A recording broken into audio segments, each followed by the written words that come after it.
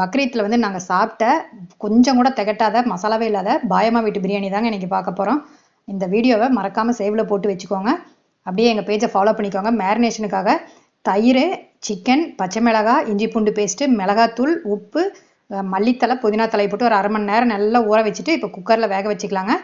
சின்ன வெங்காயம் வந்து இதுக்கு அரைச்சிக்கணும். இது இவ்வளோதாங்க மசாலாவே. இப்போ சின்ன வெங்காயம் அரைச்சிட்டு இப்போ பிரியாணி தாளிக்கிறதுக்காக நான் வந்து ஆயிலும் வெண்ணையும் போட்டிருக்கேன். இப்போ பட்டை பொருள் எல்லாமே போட்டுடலாங்க. இதில் வந்து லவங்கமும் ஏலக்காய், பட்டை வந்து ஜாஸ்தியாக, இப்போ பெரிய வெங்காயம், புதினா, மல்லி, பச்சை மிளகாய், அதுக்கப்புறமா உப்பு, தக்காளி, இஞ்சி பூண்டு பேஸ்ட் ஆட் பண்ணிக்கலாங்க. இப்போ வெந்த சிக்கன் ஆட் பண்ணிக்கலாம். இப்போ இதுலேயே மிளகாத்தூள் கொஞ்சம் ஆட் பண்ணிக்கலாங்க. மஞ்சத்தூளே சேர்த்த வேண்டாம். இதுக்கு தகுந்த உப்பு, பிரியாணிக்கு தகுந்த உப்பை போட்டு தண்ணி வந்து 1க்கு 2, அதுக்கப்புறமா எலுமிச்சம்பழத்தை பிழிஞ்சு விட்டுட்டு இப்போ அரிசி நல்லா தண்ணி கொதிச்சதுக்கப்புறம் அரிசி போட்டு தண்ணிக்கும் அரிசிக்கு ஈக்குவல் வந்தோடனே தம் வச்சு இறக்கணும்னா அருமையான திகட்டாத பாயம்மா வீட்டு பிரியாணி ரெடி.